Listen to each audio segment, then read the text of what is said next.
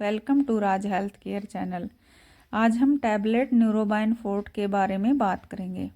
Tablet न्यूरोबाइन fort किसी भी medical store पर आसानी से मिल जाती है। यह टैबलेट 30 टैबलेट की एक स्ट्रिप फॉर्म में आती है और 45 से 50 रुपये में आसानी से मिल जाती है।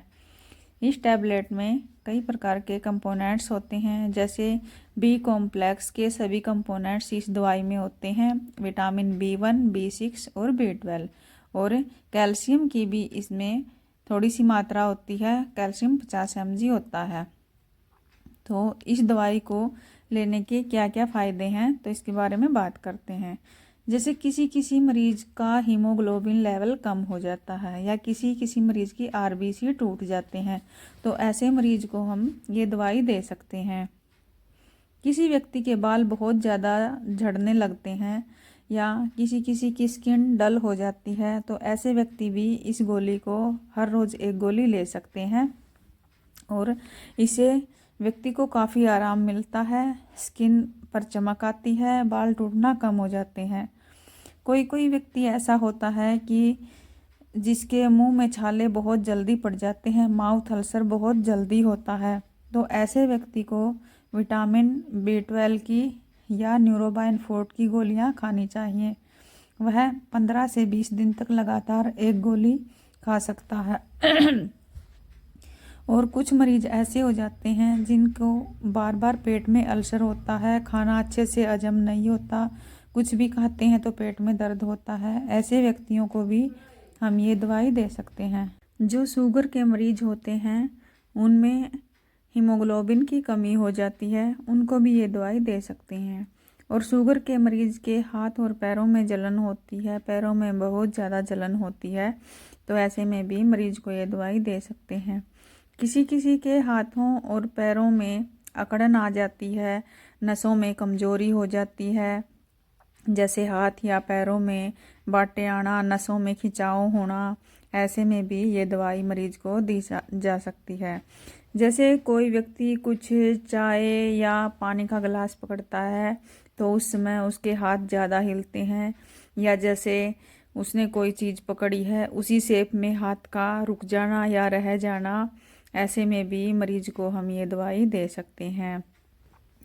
किसी मरीज के गर्दन में ज़्यादा अकड़न होती है, जैसे सर्वाइकल पेन जैसा होता है, या जो खेलने वाले या दौड़ लगाने वाले बच्चे होते हैं उनको साइटिका पेन हो जाता है, ऐसे में भी ये गोली दी जाती है। बात करें इसकी डोज की, तो यह दवाई हर रोज़ एक गोली लेनी होती है। और जब मरीज की हालत ज़्यादा ख़राब होती है, हीमोग्लोबिन की ज़्यादा कमी होती है, तो यह गोली एक सुबह और एक शाम को दी जा सकती है।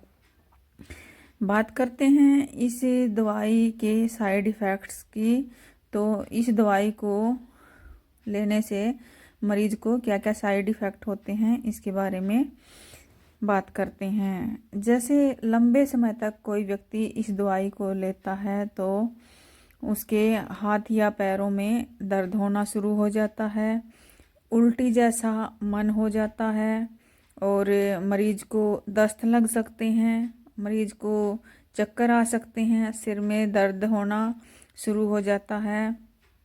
तो इस प्रकार से ये कुछ इसके साइड इफ़ेक्ट हैं। किसी मरीज को ये दवाई ज़्यादा लंबे समय तक या लगातार लेने से छाती में दर्द हो सकता है। ये कुछ इसके हल्के फुल्के से साइड इफ़ेक्ट हैं।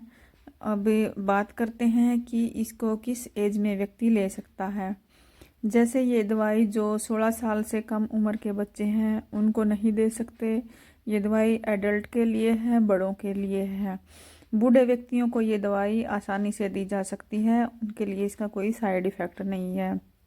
जिस व्यक्ति की किडनी की प्रॉब्लम है या लीवर की प्रॉब्लम है, ऐसे व्यक्ति को दवाई ये डॉक्टर की सलाह के बिना नहीं दी जा सकती।